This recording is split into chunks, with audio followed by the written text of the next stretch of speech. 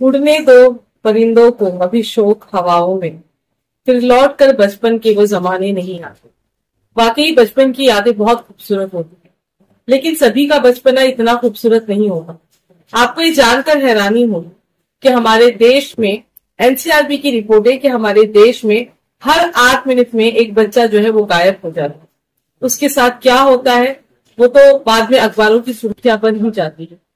साथ ही साथ कैलाश सत्यार्थी की जो चिल्ड्रन फाउंडेशन है उन्होंने भी एक स्टडी रिवील किया है कि हमारे देश में करीबन 74 लाख बच्चे बाल मजदूर हैं। ये दशा है हमारे बच्चों की। अब जब हम पूरे देश में बाल दिवस मना रहे हैं, बच्चों का दिन मना रहे हैं, तो हमें ये भी देखना है कि हमारे देश में बच्चों के साथ क्या हो रहा है।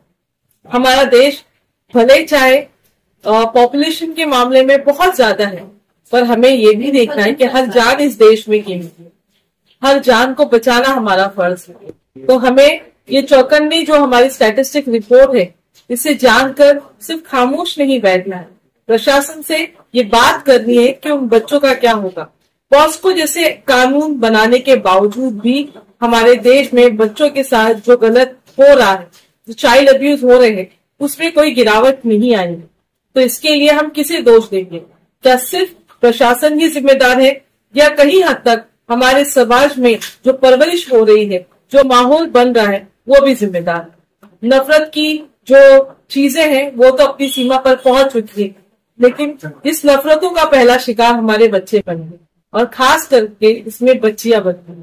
तो हमें ये देखना है कि हमें किस तरीके से, या हमें ये सोचना होगा कि हमें किस तरीके से प्रशासन पे ये प्रेशर डालना होगा कि बच्चों की सेफ्टी सबसे पहले हो। आइए इस बाल दिवस पे, चिल्ड्रंस डे 14 नवंबर पे हम कुछ ऐसा करें जिससे हमारे बच्चे सेफ हो सके। याद रखिए, हर जिंदगी बहुत कीमती है।